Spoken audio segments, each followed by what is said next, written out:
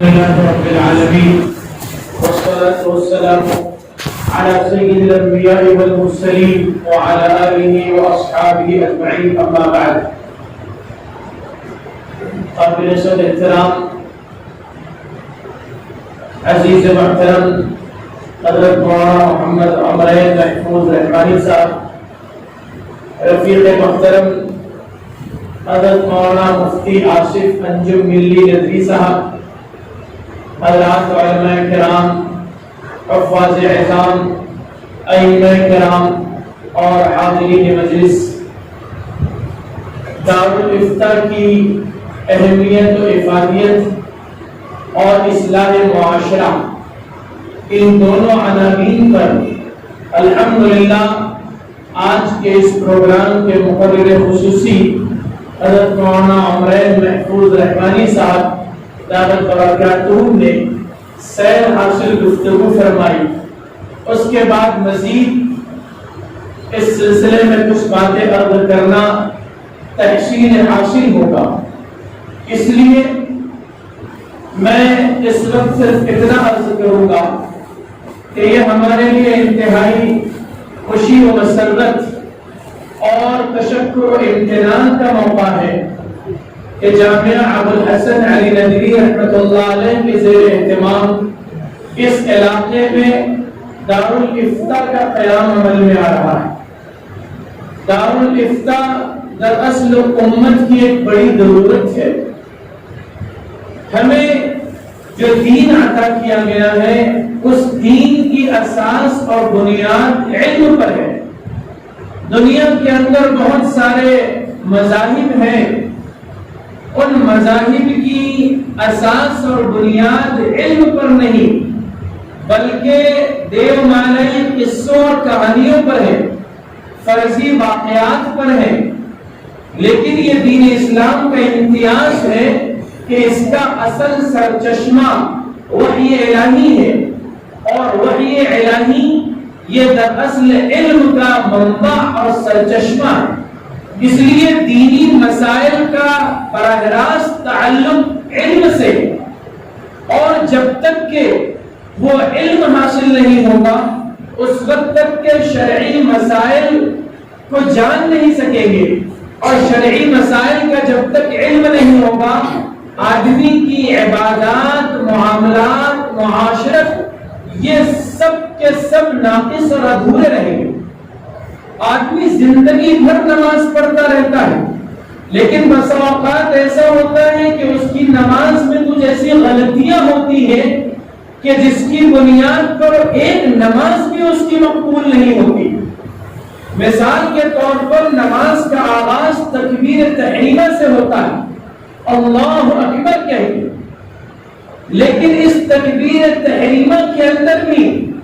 انتہائی باریک مسائل ہیں۔ اگر ان کو ملحوظ نہ رکھا گیا تو شاید ان سے نماز ہی فاسد ہو جائے اور زندگی بھر کی اس کی محنت اکارت چلی جائے۔ مثال کے طور پر تکبیر تحریمہ میں اس کو کہنا ہے اللہ اکبر۔ اللہ اکبر کا مطلب ہوتا ہے کہ اللہ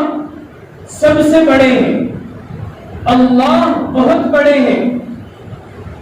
یہ ایک خبریہ جملہ ہے، اس میں ایک اعلان ہوتا ہے، خبر دی جاتی ہے کہ اللہ رب العزت کی ذات سب سے بڑی ہے۔ لیکن اللہ اکبر کہنے کی بجائے آدمی اللہ اکبر کے الف کو ذرا سا کھینچ کر کہہ دے اور یوں کہے اللہ اکبر۔ ہو سکتا ہے کوئی بے خیالی میں کہہ دے، کوئی لا علمی میں کہہ دے اللہ اکبر، لیکن علماء فقہاء یہ فرماتے ہیں کہ اللہ اکبر کہہ کے اگر وہ اپنی نماز کا آغاز کرے گا تو اس کی نماز ہی نہیں ہوگی۔ اس لیے نہیں ہوگی کہ اللہ اکبر میں اللہ کی کبریائی کا اعلان ہوتا ہے، جبکہ اللہ اکبر کہنے کا مطلب یہ ہوتا ہے کہ کیا واقعی اللہ بڑے ہیں۔ وہ ایک استفہامیہ جملہ بن جاتا ہے، وہ ایک کوشچن سینٹنس بن جاتا ہے کہ جس میں آدمی پوچھ رہا ہوتا ہے کہ کیا اللہ بڑے ہیں؟ اللہ اکبر، کیا اللہ بڑے ہیں؟ اب جب وہ اس انداز سے کہہ رہا ہوتا ہے تو اس کا مطلب اس کے اندر شک ہوتا ہے، اس کے اندر شک ہے کہ پتہ نہیں اللہ بڑے ہیں یا نہیں، کیا واقعی اللہ بڑے ہیں؟ اب اگر کسی کو اللہ کی بڑائی اور کبریائی میں شک واقع ہو جائے تو اس کی نماز کیا، اس کے ایمان کے لالے پڑ جائے۔ تو ایک تکبیر تحریمہ کے ایک لفظ کے اندر اتنا بڑا مسئلہ ہے کہ اگر اس کی صحیح طور پر ادائیگی نہ ہوئی تو آدمی کی نماز ہی واقع ہو۔ اب اگر زندگی بھر کوئی آدمی ایسی غلطی کرتا رہے اور اسی طرح نماز پڑھتا رہے، اس نے شرعی مسئلہ معلوم نہیں کیا کہ میں اس طرح ادائیگی کرتا ہوں تکبیر تحریمہ کی، کیا یہ درست ہے؟ اس نے کسی عالم سے، کسی مفتی سے کبھی پوچھا ہی نہیں اور پوچھنے کی ضرورت ہی محسوس نہیں کی، تو اللہ ہی رحم کرے اس کی زندگی بھر کی نمازوں کے ضائع ہو جانے کا خطرہ پیدا ہو۔ اس لیے دین شریعت کی اساس اور بنیاد علم پر ہے، اس کے لیے شرعی مسائل کا جاننا انتہائی ضروری ہے، اور شرعی مسائل کے جاننے کا مرکز ہوا کرتا ہے دارالفتاء۔ دارالفتاء کے اندر جو مفتی مسائل کو بیان کرتے ہیں وہ دراصل قرآن و حدیث کی روشنی میں شریعت کے مسائل کو بیان کرتے ہیں اور لوگوں پر واضح کرتے ہیں کہ اس مسئلے کا شرعی حل کیا ہے اور شرعی نقطہ نظر سے اس کام کو کس طرح سے انجام دینا چاہیے۔ یہ ہر صاحب ایمان کی اپنی انفرادی ضرورت بن جاتی ہے کہ وہ دارالفتاء سے رجوع کرے، مسائل کو معلوم کرے اور اس پر عمل کرے۔ مسائل کو معلوم کرنا عمل کرنے کی نیت سے ہونا چاہیے،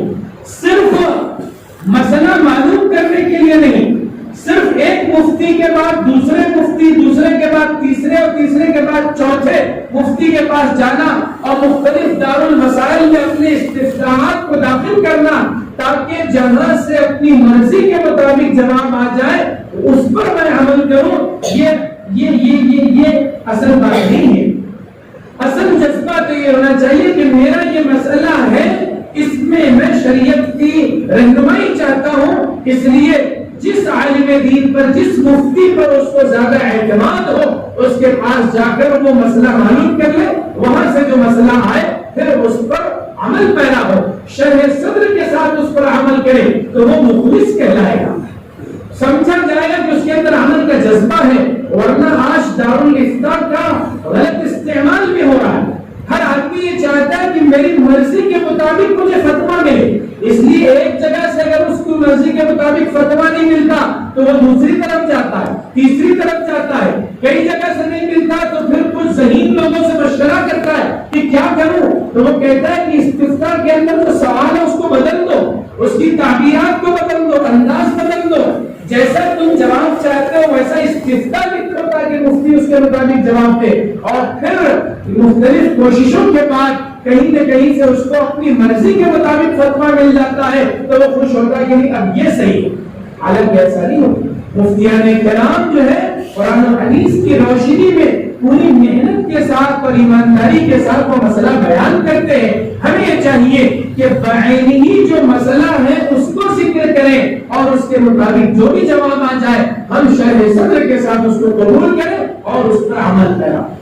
دارالفتاء کی ازحد ضرورت ہے، یہ امت کی ایک بڑی ضرورت ہے۔ عام طور پر مدارس دینیہ اس ضرورت کی تکمیل کا سامان فراہم کرتے ہیں، مختلف ادارے اور تنظیمیں بھی دارالفتاء کا قیام کر کے اس سہولت کو امت کے اندر عام کرتے ہیں۔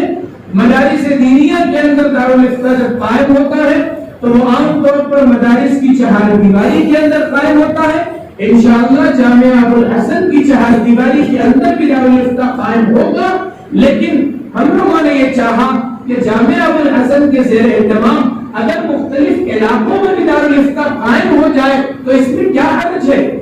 یہ وہ زمانہ ہے کہ اب پیاسا کنویں کے پاس نہیں آ رہا ہے بلکہ کنواں پیاسوں کے پاس پہنچ رہا ہے، تو دور دراز کے علاقوں میں مدارس کی چہار دیواری کے اندر محدود اوقات میں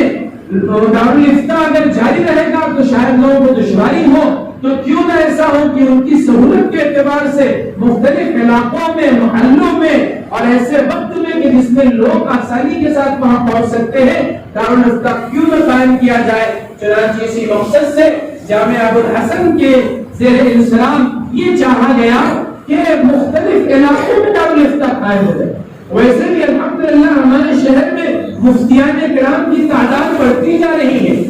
بہت بڑی تعداد میں لوگ افتاء کی تکمیل کر کے آ رہے ہیں، لیکن اس میں بہت سارے مفتیان کرام کو میدان نہیں مل رہا ہے یا ان کی حوصلہ افزائی نہیں ہو رہی ہے تاکہ وہ بھی اس مسند کو، اس منصب کو قبول کرتے ہوئے فتویٰ نویسی کا کام انجام دے۔ ضروری ہو جاتا ہے کہ ان نوجوان مفتیان کرام کی حوصلہ افزائی بھی کی جائے اور ان کے لیے مواقع بھی فراہم کی جائے۔ الحمدللہ شہر مالیگاؤں میں معہد ملت میں جو دارالفتہ قائم ہے وہاں مفتیان کرام کی ایک ٹیم ہے۔ مولانا علی ندوی فاؤنڈیشن کے زیر اہتمام دارالفتہ قائم ہے۔ حضرت مفتی آصف صاحب ملی ندوی دعوت برکاتہم دارالارشاد والفتاوی کے نام سے وہ دارالفتہ چلا رہے ہیں، ان کے پاس بھی مفتیان کرام کی ایک ٹیم ہے۔ ہم لوگوں نے بھی یہی چاہا کہ جامعہ ابو الحسن کے زیر اہتمام جو دارالفتہ یہاں قائم ہوگا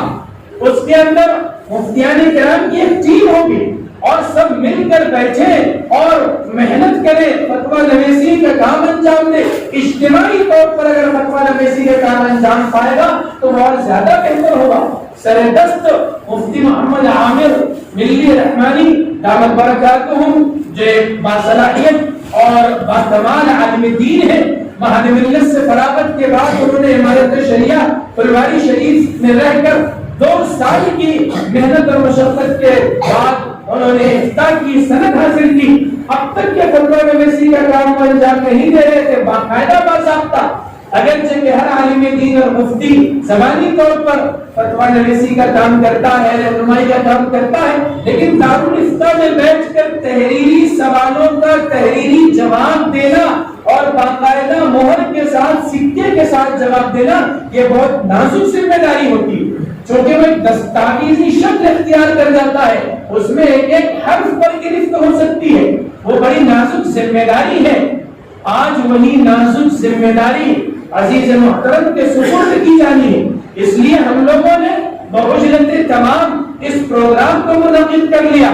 بہت کم وقت میں اس کا فیصلہ ہوا اور لاک ڈاؤن کی جو افواہیں گردش کرنے لگی تو ہم لوگوں نے سوچا کہ اگر کوئی بہت بڑا پروگرام کرنے جائیں گے اور اس میں وقت لگ جائے گا تو پتہ نہیں کب یہ فرمان صادر ہو جائے کہ اب کوئی دینی تقریب منعقد نہیں کی جا سکتی تو ہمارا یہ پروگرام بھی کھٹائی میں پڑ جائے گا۔ اس لیے بہت مختصر سے وقت میں آنن فانن اس کی دعوت چلا کر ہم لوگوں نے آج یہ مختصر سا پروگرام منعقد کر لیا۔ اس میں الحمدللہ بڑے بڑے علماء کرام موجود ہیں اور مدارس کے مکاتب کے معلمین موجود ہیں، بہت سارے مفتیان کرام بھی اس مجمع میں موجود ہیں۔ ان حضرات کو بطور خاص ہم لوگوں نے اسی لیے مدعو کیا تھا کہ آج جب دارالفتہ قائم ہو رہا ہے اور ایک بہت نازک اور اہم ذمہ داری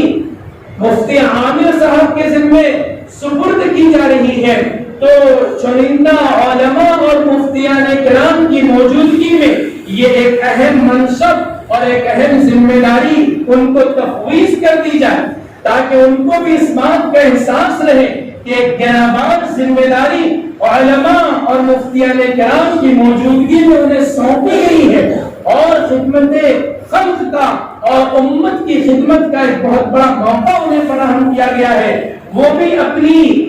محنت اور مشقت کے ساتھ، ایثار اور قربانی کے ساتھ، اور یہ عہدہ اور منصب جس متانت اور سنجیدگی کا متقاضی ہے، جس ایثار اور قربانی کا متقاضی ہے، جس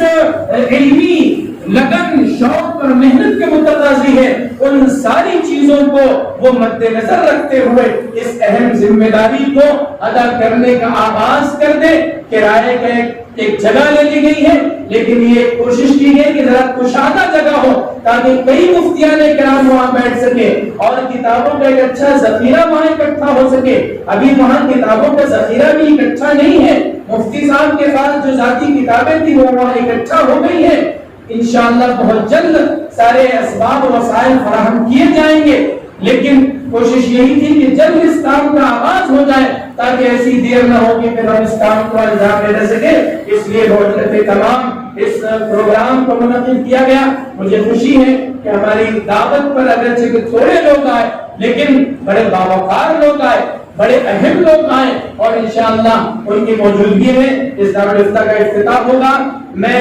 ہمارے رفیق محترم اور شہر کے جید عالم دین, بڑے تجربے کار مفتی حضرت مفتی آصف انجم ملی ندوی صاحب دامت برکاتہم سے گزارش کروں گا کہ اس موقع پر علماء اور مفتیان کی موجودگی میں وہ مفتی محمد عامر ملی رحمانی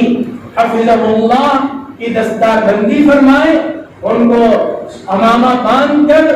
علامتی طور پر اس منصب کو تفویض فرما دے تاکہ وہ افطار نویسی کے کام کا آغاز کریں. اور میں مفتی عامر صاحب کو یہی تلقین کروں گا کہ آپ جب اس کام کا آغاز کر رہے ہیں, شہر کے جو جید اور تجربے کار اور سینئر مفتیان کرام ہیں ان سے مسلسل رابطے میں رہیں, ان کی رہنمائی لیتے رہیں اور ان کے زیر نگرانی یہ کام انجام دیتے رہیں تاکہ کسی طرح کی اس میں کوئی لفظش بھی نہ ہونے پائے. اس لیے کہ بڑوں کی لفظش اور بڑوں کی معمولی سے غلطی بھی بڑی غلطی شمار کی جاتی ہے. اور میں بطور خاص گزارش کروں گا ہمارے دوست جن کے ساتھ ہم نے لمبے عرصے تک کے مل کر کام کیا اور اپنی ندوی فاؤنڈیشن کے پلیٹ فارم سے ہم کام کر رہے ہیں, ان کی صلاحیتوں کا میں بہت معترف ہوں. بطور خاص فتویٰ نویسی کے سلسلے میں ان کی جو صلاحیتیں ہیں ان کا میں بہت معترف ہوں. ان سے میں ادباً گزارش کروں گا کہ آپ اس دارالفتہ کی سرپرستی فرماتے رہیے گا, گاہے بگاہے اپنی آمد سے ہمیں مشکور ممنون فرماتے رہیے گا. یہاں سے جو فتاوی صادر ہوں آپ ان کو دیکھتے بھی رہیے, ملاحظہ بھی کرتے رہیے اور اس سلسلے میں اپنے مفید اور بلا قدر رہنمائی بھی فرماتے رہیے. میں بہت ممنون مشکور ہوں ہمارے مولانا محمد عمرین محفوظ رحمانی صاحب کا جو انتہائی مشغول اور مصروف ہونے کے باوجود ایک بہت اونچی اور بلند مقام اور ملکی سطح کی بڑی ذمہ داریوں کا انجام دینے کی وجہ سے جو انتہائی مصروف ہوتے ہیں وہ اپنے مصروف ترین اوقات میں سے ہماری حقیر سی دعوت پر یہاں تشریف لائے اور بہت مفصل مفید اور بلا قدر خطاب ہمارے درمیان فرمایا جو انشاءاللہ یادگار رہے گا. اور تمام حاضرین کا میں مشکور و ممنون ہوں. یہ جامعہ ابوالحسن کی ایک چھوٹی سی خدمت ہے. انشاءاللہ جامعہ کا تعارف اس کے اپنے کارناموں سے اس کے اپنے کام سے آتا رہے گا.